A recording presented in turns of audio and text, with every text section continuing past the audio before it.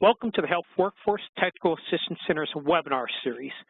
This webinar is entitled Developing Data Visualizations for Health Workforce Data, and it was presented by Evan Galloway and Erin Fraher on September 26, 2017. Hello, this is David Armstrong with the Health Workforce Technical Assistance Center. And today's presentation focuses on data visualization. But before we get started, I'd like to introduce today's speakers. Evan Galloway and Erin Fraher are both from the Cecil G. Sheps Center for Health Services Research, UNC Chapel Hill. And at this point in time, I'm going to go ahead and turn the event over to Evan and Erin. Now, after the presentations, you may ask questions using the chat panel on the right of your screen. Make sure you send your questions to all panelists to ensure they have an opportunity to be answered. Also, when the event ends, you will be directed to a short evaluation survey. So please take a few moments to provide us with your feedback. Now, with that said, Evan, you should be good to go. Okay, great. Thanks, Dave. Okay, so I'm Evan Galloway, and we're going to talk about developing visualizations for health workforce data. First basic question, why visualize your data? So it allows users to more easily see and explore complex patterns in the data. Even our group who's stared at a lot of these data sets for long periods of time has found new things by looking at the different data visualizations we've built. It allows you to engage with rich or complex data sets without having to do a bunch of programming. So you don't have to be a sophisticated data programmer or analyst to get at insights. Also, you can build your data visualization so that your users can get kind of semi-custom charts and maps based on your data. So like you'll see with some of our data visualizations, depending on the parameters you can choose one of essentially thousands of maps. So that's a nice benefit of this kind of data visualization. Then there's also the question of who uses data visualizations. So you have policymakers, what kind of changes to the laws and funding is what they'll be interested in. Researchers are going to look, what are some new questions to look into, so you can do kind of the exploratory data analysis type thing. Health professionals may just want to know, what is going on with their profession, maybe what direction should they be going in. Educators, who should they be training and what should they be looking to in the future. Employers, should they be expanding somewhere? Are there new opportunities available?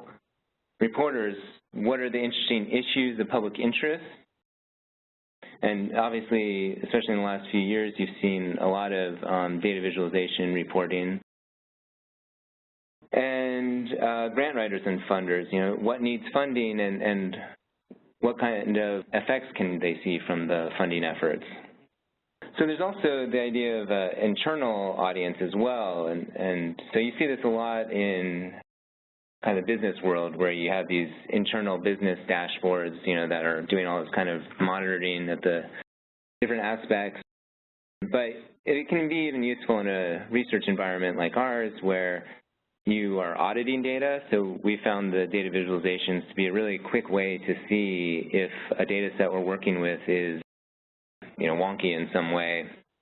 You can also develop new research questions by looking at the data visualization. And so in the last one, reducing data requests, so this is a little bit specific to our situation, but certainly other people are in this situation as well, where we're the repository for a data set, and it was taking up a lot of our time answering pretty basic data requests, and so we were hoping that one of our data visualizations would reduce those and save us some time to do other things. So today I'm going to talk about two examples. These are two recent projects that we worked on. One is called DocFlows. It's an interactive tool to understand physician migration patterns between states. And so this actually looks at both active physicians and residents in training to see where they go, essentially. This was funded by the National Center for Health Workforce Analysis in HRSA, and we're really grateful for that. The other one is what we're calling the NC Health Workforce. This is demographic and geographic data on 19 licensed health professions in North Carolina. This was part of an effort to convert a hard copy data book to an online visualization. This was funded by the North Carolina AHEC. So first we're going to look at the DocFlows app. So this, as I mentioned, is a data visualization tool that allows users to query, download, share maps and graphs of interstate moves by both residents and actively practicing physicians in 35 specialties. So we were hoping that this would be used by state and federal policymakers to understand where the physician workforce is going, and especially the resident physician workforce is headed. So this is the DocFlows website. At the top you have a navigation bar. Home is this page. About is the background and methodology for the project. So if any of you are interested in kind of the nitty-gritty of how this analysis was done, and there was a huge amount of analysis that went on in the background for this, you can take a look at that. So I'm going to give first a quick overview of the page layout, and then I'll go into more detail on the different pieces.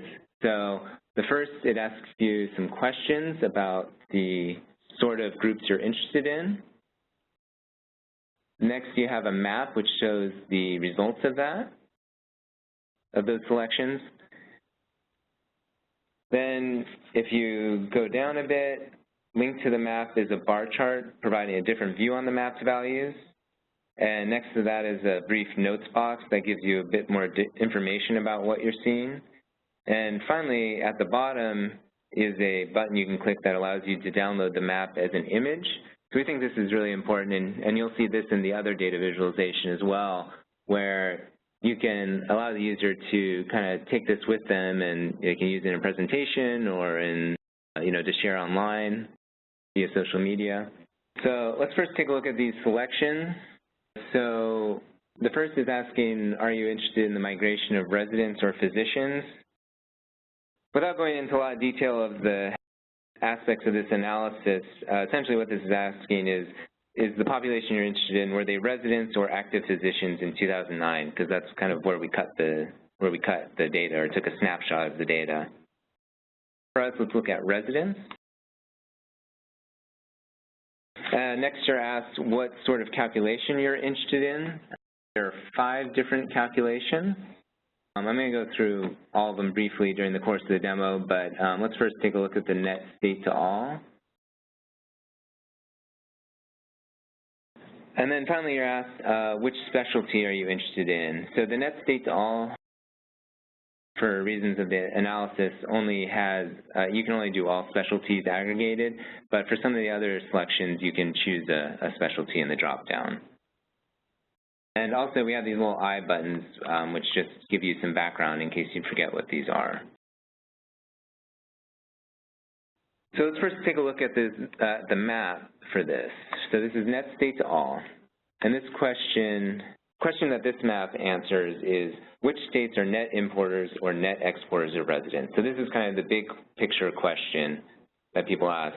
So for this one, you can see orange indicates net exporters and purple indicates net importers. You'll be unsurprised to see that New York is dark orange.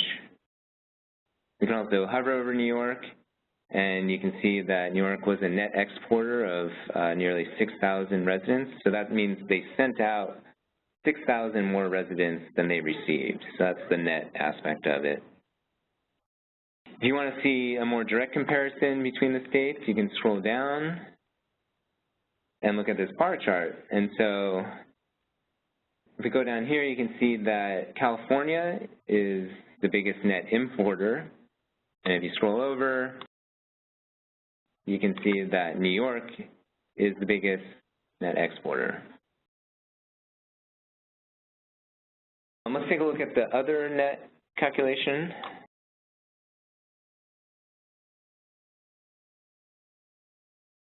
So this calculation answers the question, which states are net importers or net exporters of residents relative to a specific state, so not just in aggregate In this case, the state selected is North Carolina, which you can tell because it's grayed out. Here, for instance, we can see that there was a big net outflow of residents from North Carolina to Georgia. Messed up my geography. Virginia was still selected. Anyhow, yeah, so now you can see there's a big net outflow to Georgia. Also, you can see that the net flow between North Carolina and Alabama was 0, which is indicated by the color white. So this means, in this case, that the imports were perfectly balanced by the exports, as opposed to a situation where they just 0 traveled back and forth between them, essentially. And of course, because the net is calculated between a selected state and each other state, you can select other states. So we know from the previous map that California is a net importer, but now we can ask, how does California's net trade balance vary by state? So let's click on that. So California is a net importer from pretty much everywhere. However, they are initially a net exporter to the Northwest and Alaska. Now let's look at the retention calculation. So this is how many residents does each state retain as a percentage. So you can silently guess. So let's see here. If we click on retention, we see a few candidates in the dark green. And if we scroll down, we can see that it's California, which is probably not a surprise to a lot of you. And it's by a pretty wide margin over Texas. And one thing I just want to mention, so the way this works is, so there was a cut at 2000, there was kind of a snapshot at 2009, so that a doctor was either a resident or a physician at that point in time, or and then it does it again in 2016, whether or not they're a resident or a physician at that point in time. And in this case, only physicians in 2016 are included. So if you're a resident still, for some reason, you wouldn't be in this. Anyhow, like I said, the methodology is in the About section. I just want to make it clear that this is essentially the result of 2 snapshots in time. Quickly take a look at the import as well. So this tells us who trained your workforce. So if we go back to North Carolina here, we can see that, kind of geographically nearby areas tended to train a lot of the physician workforce. So geographically nearby areas tended to train the workforce. And so unsurprisingly, New York, if you scroll down and look at the bar chart, was a big representative. Virginia, though, was next. And so we can look at that and see that Virginia was 4.6%. So that means that 4.6% of the current North Carolina workforce who were residents in 2009 were trained in Virginia. And now we can go back at what it was set to previously, which is internal medicine. And again, you can see North Carolina's internal medicine residents were largely trained in geographically nearby areas, as well as the Northeast and Texas. You can also click on the bar chart to change the map as well, so they're linked views. And now this is for Virginia in internal medicine. So now let's just briefly look at the last one, which is just export. And so here you can see this is where Virginia sent its internal medicine residents that it's trained. California, the Northeast, North Carolina, and Florida, big recipients. Alaska and the Great Plains are not. And then all these things can then be done similarly for the active physician workforce at both time points. So that's the DocFlows app. So the second example is the North Carolina Health Workforce website. This is an effort to convert what was a paper data book to an online visualization. So here you see the cover, or a representative cover of one of the data books. It was mostly always orange. And this is part of a collaboration between the Sheps Center, North Carolina AHEC, and the Health Professions Licensing Boards. licensing boards provides this data voluntarily. We have this going back almost 40 years, the data for many of these professions. The data book itself details the physician or the profession counts at the county level. So you can see a representative page here.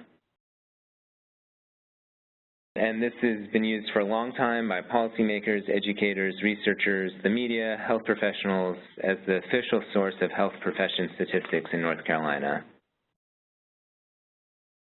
Another element of the data book was, especially in the last few years, was there were a number of maps in the back showing per 10,000 population. I mentioned this mostly and show you this mostly just to give you an idea of what we were trying to expand upon and enhance with the online visualization, because these maps were pretty popular. So when we were working on this, we wondered how we could increase access to and interest in the data. So obviously putting it online, make it interactive so people can explore the data themselves and get different charts and maps depending on what they're interested in. We also, as the doc flows, we want to allow people to download the images. For this, we also want to allow them to download some of the data as well if they want to play with it. Again, we wanted to allow people to make more maps because those were popular. And we also want to add some new dimensions to the data. So probably the key dimension that we added was the longitudinal data. So essentially, previously, if you wanted to do a longitudinal analysis of any of these professions, even just the counts for each year, you would have to either make a custom data request with us, or you'd have to have a complete set of data books, and you have to go through each one and look it up for whatever county you were interested in and, essentially aggregate it yourself by hand. So we wanted to do that for people. We also want to provide some specialty data where possible, and also some more demographic data besides just the counts of different professions.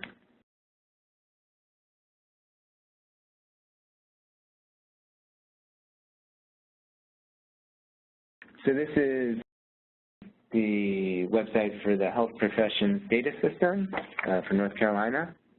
Again, you have this navigation bar. The About, again, describes the HWTAC and provides some background notes.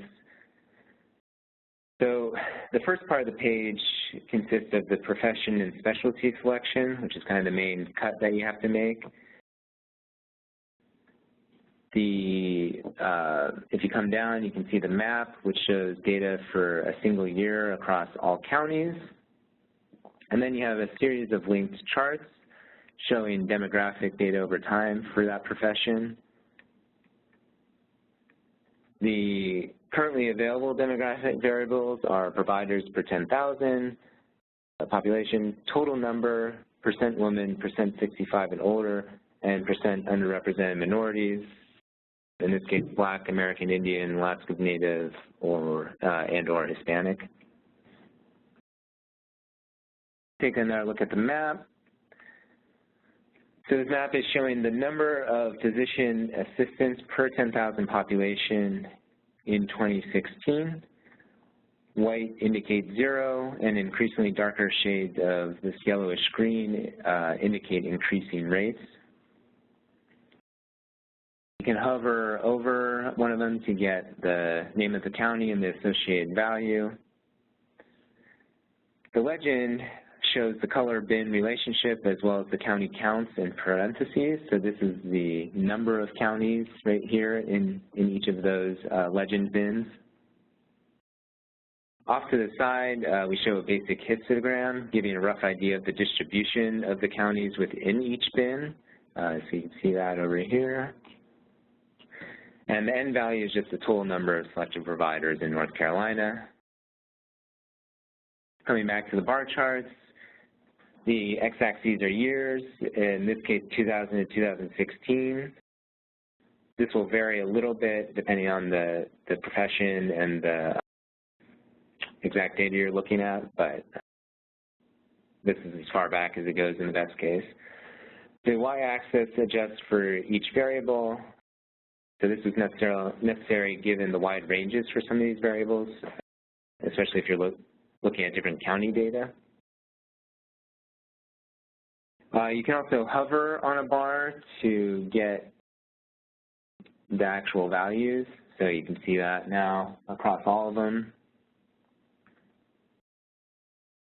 The dark bar represents the currently selected year. So right now 2016 is selected, but if I come over here and select 2013, you come back up, and now it's physician assistants per 10,000 population in 2013.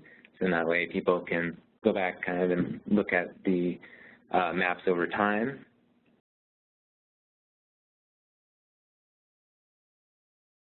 And you also notice that, these are all green here, and then there's kind of this odd color out. This just represents the currently mapped variable. So for instance, you come over here and click on the total number map, and now that's the mapped variable. And you can also click on a county to get data just for that county. So if we click on Durham County, for instance, you can see that the charts now reflect the demographic data for Durham County for that profession. You can also, as with the doc flows, we made it possible to download a map as an image. So you can see that here. And you can also download the data as a CSV.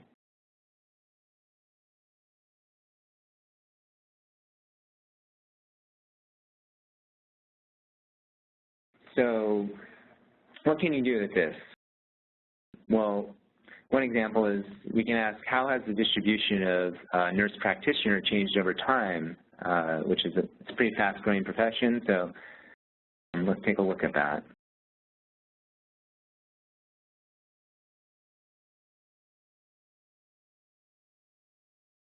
Okay, so now we can see nurse practitioners, and sure enough, you can see that the rate per 10,000 has been steadily growing for the last, since 2000. You can also look at the growth geographically over time. You can click on 2000, and then you can click this play button, and this will show you kind of the spread of nurse practitioners across the state.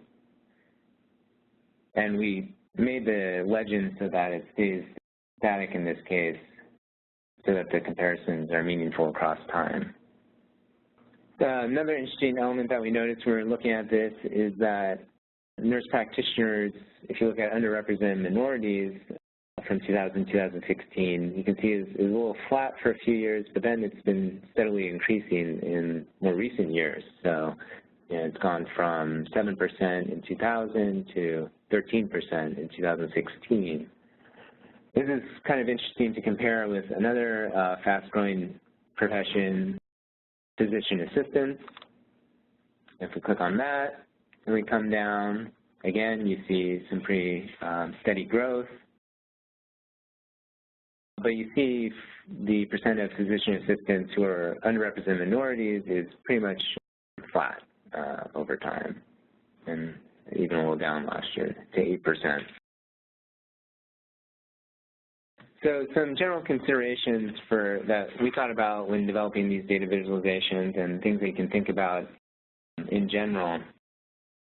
So we talked about who is the audience, so external versus internal users. So this is going to affect, how targeted or focused the tool is, also how sophisticated it is.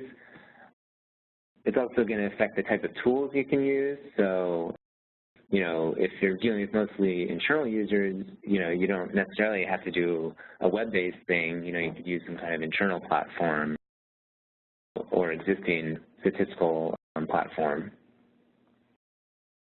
An important consideration is how important is the security of your data. So,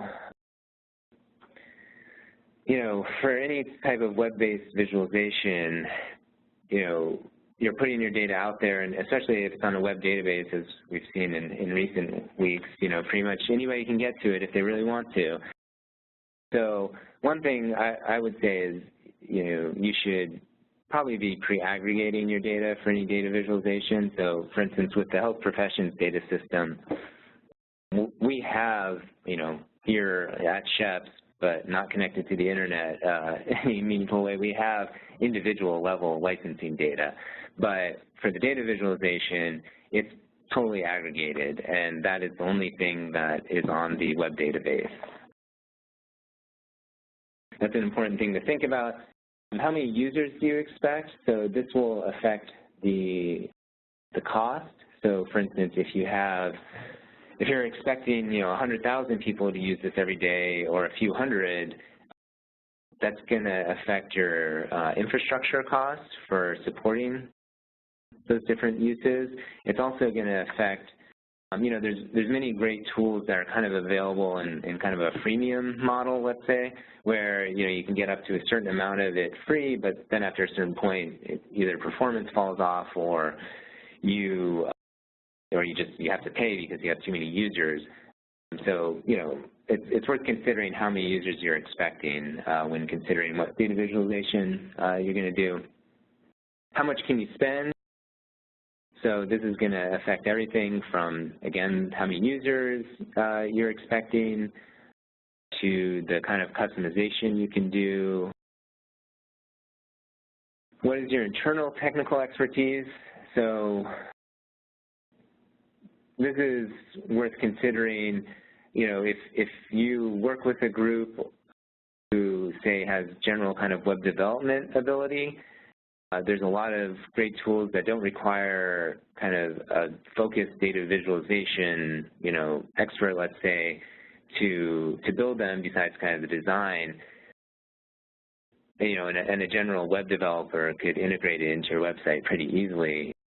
Another way this is important is if you have, someone who already is, really expert in R or SAS, there are now solutions for getting web-based data visualizations out of those kinds of statistical programming packages. R in particular, as I'll mention again later, is great for this sort of thing. So if you happen to have that kind of technical expertise in-house, use it. How important is longevity? So this is, I think, often overlooked with a lot of these projects.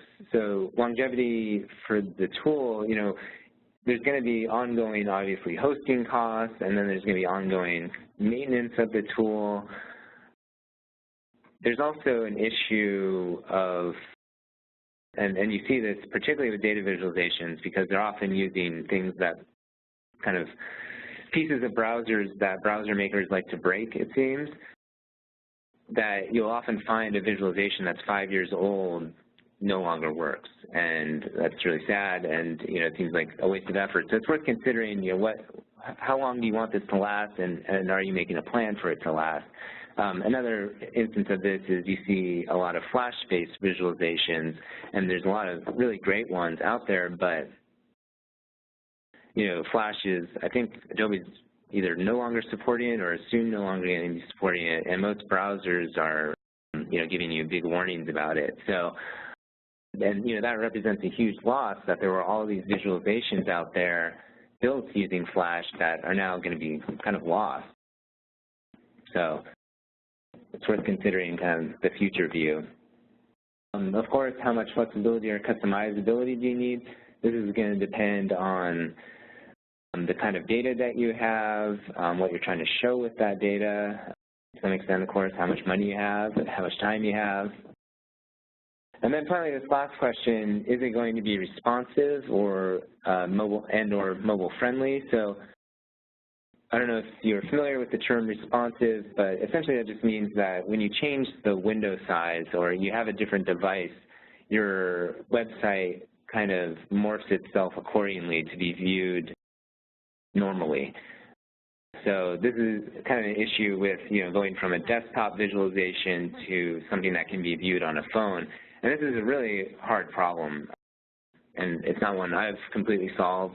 you can go take a look at these on your phone, and I think it works okay. I think you can see most of it, but it's hard to get right, and it's time consuming. And so, a lot of people will just say, okay, well, we're not going to make it responsive. It's just going to be desktop friendly. But it's worth thinking hard about it, because more and more people are just looking at things on their phones, and especially if your audience isn't just other researchers. Let's say you're building something for for nurses, and ideally you want every nurse to take a look at this for some reason. There's probably going to be a lot of nurses who are almost never sitting down in front of a desktop computer to take a look at this. They're going to be looking at it on their phone. Related is the idea of kind of mobile friendliness, which in my mind encompasses both responsiveness but also being mindful of the fact that people have limited data, for instance. I mean, it's a small thing considering a website usually doesn't have a lot of data sent over relative to, say, a video or something like that, but it still adds up, and it can also, to me it just seems like good practice to not be sending over a bunch of stuff that the user doesn't need, that's just going to load down their phone. And also, a lot of phones don't necessarily have the same performance as, say, a desktop or a laptop. So you also have to be mindful of that, especially with data visualizations, which can use a lot of memory.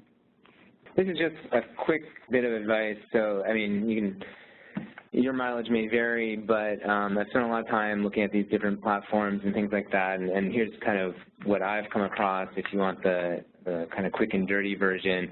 So something easy to use that's not Excel, I would encourage you to take a look at Tableau. There's a little bit of a learning curve, but it does a lot of the work for you. I have a lot of respect for Tableau, and the people who work there, and who lead it are smart data visualization people, and so a lot of the defaults are smart as well. If you do happen to have some kind of general internal expertise in web development, like for instance at the Sheps Center, we do have a web team that we can work with. They can easily kind of leverage one of the mini JavaScript charting libraries, or something like Leaflet or data maps for mapping.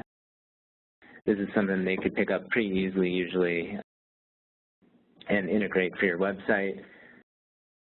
Again, I'm going to plug R. If you happen to have internal expertise in R, there's a great tool called R Shiny, which helps you make web-based interactive R tools. ggplot2 is a great data visualization package, and there's a whole network and constellation of packages in R that are great for data visualization. So if you do have that, you can definitely get up and running pretty quickly. If you happen to want high customizability and good performance, my favorite is D3. That's what the tools that I showed you were primarily built with. It's an open source, free JavaScript library, and it gives you kind of the nuts and bolts you need to build pretty much anything you want. So a bit about challenges that we face and that you'll see in general. So one thing is getting users. So, the data visualization is kind of oftentimes part of the dissemination, obviously, of your research or whatever you're working on or whatever data you have. But some extent you also need the dissemination for the dissemination. So, you need, we thought a lot about this, how to get people to, use the tool and share it. So that's why we allowed the downloadable images. And we've also spent a bit of time thinking about tutorials. So one of the earlier projects that this group did before I was here was the Physician Foundation Future Docs model, and they made a couple of YouTube videos for that to show people how to get going. And then, with the HPDS, if you guys, the Health Professions Data System or the North Carolina Health Workforce, if you happen to go to that yourself, you'll see that there's a little built-in tutorial for it. And then there's also just the idea of kind of building stories around your data visualization where, you know, hey, look at this cool thing you can do, you know, and that will drive people to your site as well. You also are going to encounter an attitude of just give me the data. So that's why I like to allow downloads if possible. So if someone just wants to see the data, they can get it and be on their way. When to say no? I mean, this is the issue with any project. You know, just you know, people are always going to ask you for more things. It's going to take you more time, and it's going to complicate the interface. And it's just, you know, it's a constant balancing act to see, you know, whether or not a feature is worth it in a data visualization. Interactivity is really hard to get right, but I think it's important for allowing exploration of these data sets.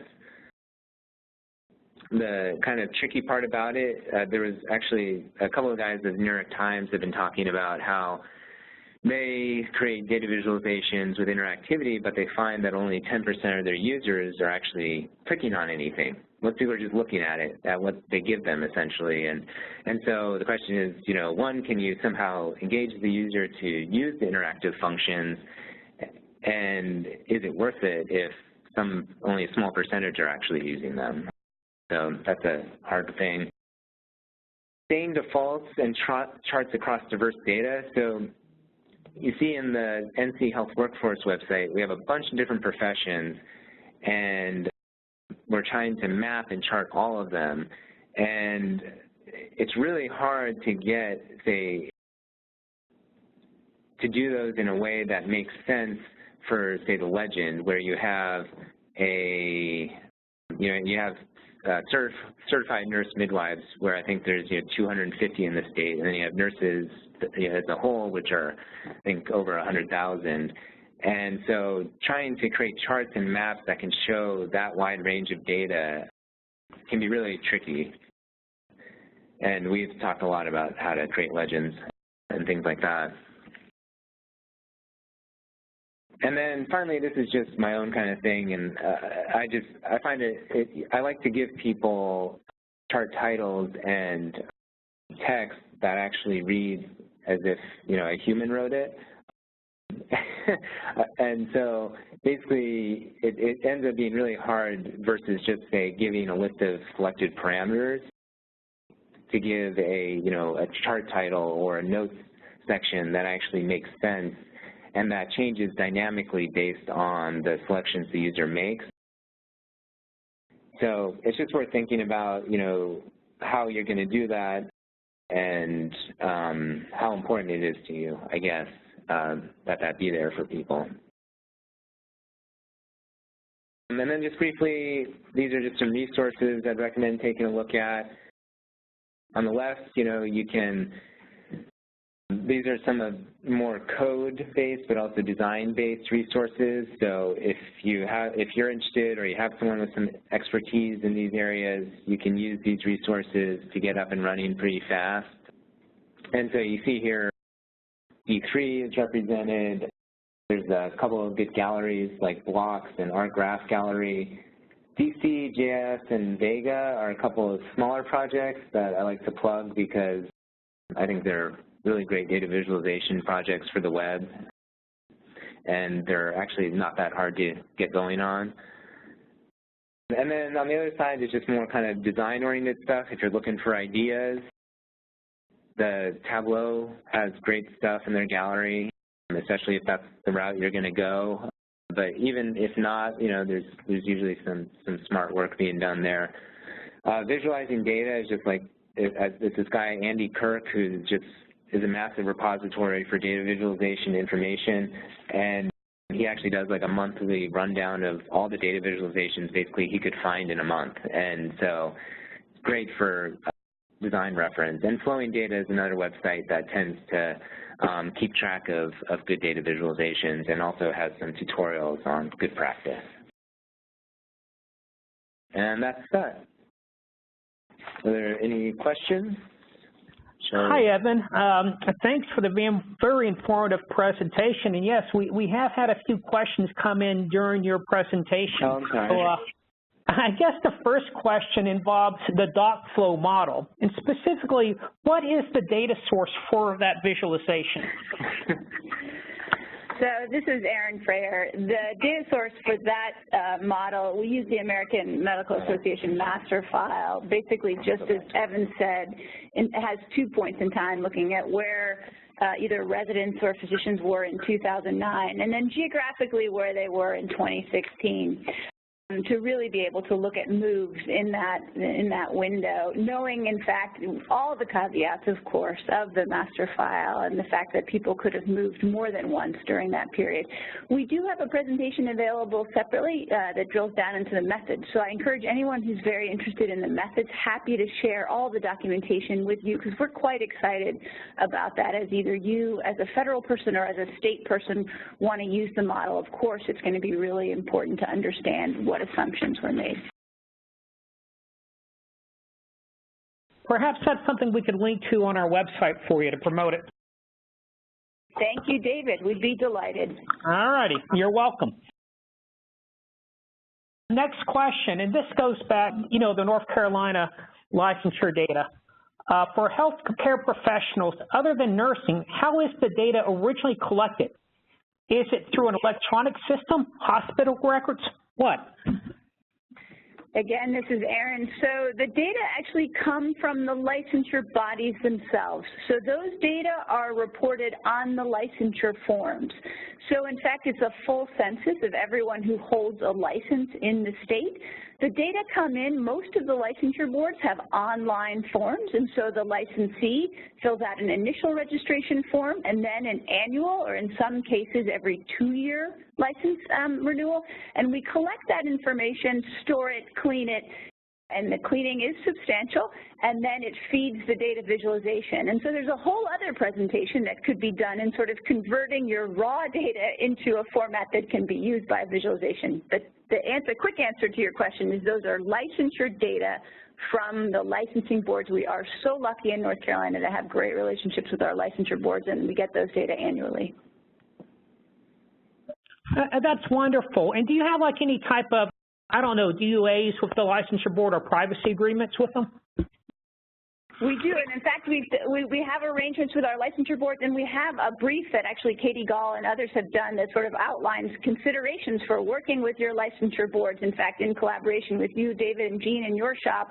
So we encourage people who are trying to develop those relationships with licensure boards to really look at the resources on the Health Workforce Technical Assistance website around using the briefs that you all have developed. Okay, thank you. And actually, we have another question from the audience here as well. How are you choosing your cutoffs for the categories of bands in the maps? They don't look like quintiles, but are not round numbers either. What are they? They're equal intervals based on the range. So in order to make it consistent over the whole data set over the 2000 and 2016 period, basically the calculation, it takes the range for that and then splits it evenly. It's as simple as that. And for the percentages, we did a little bit more customization with that, essentially because, percent 65 and over, for instance, can range pretty widely. I mean, you could have a county where it's 100% or something like that, and so we but another county where it's, very much lower, it could be 0%. So we basically set some custom cutoffs for that. Yeah, I mean, I could go on for a while about it. We're actually looking at some other options for the legend as well, in order to allow people to get some different views on the data, because for some things, equal interval isn't going to be quite the right thing. But whoever asked that question, that's a great question. We spend a lot of time in our team talking about legends and how to represent. And you'll notice there was a histogram on the legend really to give you a sense of how those distributions have changed. Because think about it, it's not just an issue of having a consistent legend across health professions when you have so many nurses and so few podiatrists. You also have issues over time trying to represent the data. So we're happy to share what we know in one-on-one about legends. And welcome feedback about what you, as an audience, a stakeholder, would find useful in a legend. All right, thanks all of you. And just a reminder to the audience, you may ask questions using the chat panel on the right of your screen. With that said, the next question, I think it's really for all of you there. What future directions do you see with these data visualizations at the Sheps Center? What other features are you hoping to add or are presently developing? Those are state secrets. No, we have a number of projects in line at the moment. Do you want to talk about? So probably, so the doc flows is almost, in a finished state. There's a couple of, we just rolled it out recently, and so we're gathering some feedback on that, and we'll probably make minor tweaks and fix any, small errors we find. But by and large, that's going to be as it is. However, the NC Health workforce will definitely be working on continuously. This is,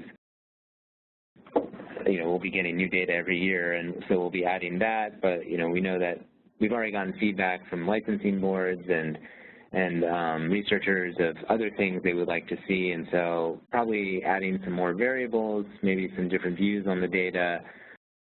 Like I said before, maybe some work on the legend, maybe giving a little more configurability to the legend, to the color scale, so that people can use it for different purposes. I would add, sort of in terms of things that we're trying to figure out in terms of projects, we're probably going to be adding some outside data to our visualization, so pulling in data from other sources to be able to merge them with some of our visualization, so that it's not just the data that we hold in-house, but maybe data that we've been able to pull from another source and merge into the visualization. We at Sheps are fascinated by migration of all sorts of health professionals. So how can you actually visualize the footprint of an educational institution or a training institution? And so Evan, in his spare time, likes to think about, how could we create visualizations that accurately represent sort of the dispersion of health professionals in a way that is useful for state policymakers as they're thinking about, say, opening a new educational program in X, or perhaps thinking about thinking about the return on investment for investments made in training. And so we're very interested in sort of developing the spatial visualization component. We're also fascinated in getting great feedback from individual states about how they want to use data visualizations to understand their workforce. And so I think increasingly we're going to be looking at developing state-specific sort of more enabling states to be able to look at multiple dimensions of their data. Because although the federal story is really important, really a lot of health workforce planning and policy happens at the state level. So really trying to build out what we can provide states so they can make good decisions and download their data. Okay, thank you. Well, I'm not seeing any more questions come in at the moment, so do y'all have any closing thoughts y'all like to share with the audience? No, we encourage you, I guess, to contact us. This is some of the most fun work we do, and in fact, it's a lot of fun to sit around as a team. So one of the things Evan didn't really talk about is sort of once you develop these as if you have a shop and that you're doing workforce planning, when you actually slap the data into a visualization and look at it as a team, our team really races all around with new research ideas or new functionality. And so it's actually a great way to develop your own in-house ability in terms of educating your team, but educating yourselves about what's happening in your state. We have 100 counties in North Carolina. I'd like to think that I could name them all. I can't. But, seeing them in a visualization helps me understand my state better, helps me understand the nation better when I'm looking at it in terms of what the trends are. I just can't speak highly enough about the ability to visualize data and what it's given me as a researcher and health policy and planner. So these are cool tools, but they're also really useful for the kinds of work that we do day to day. Okay, thank you, Erin, and thank you, Evan, and thank you everyone in the audience for attending today's event. But with that said, I think we'll go ahead and wrap up a few minutes early. So I wish everyone a good afternoon.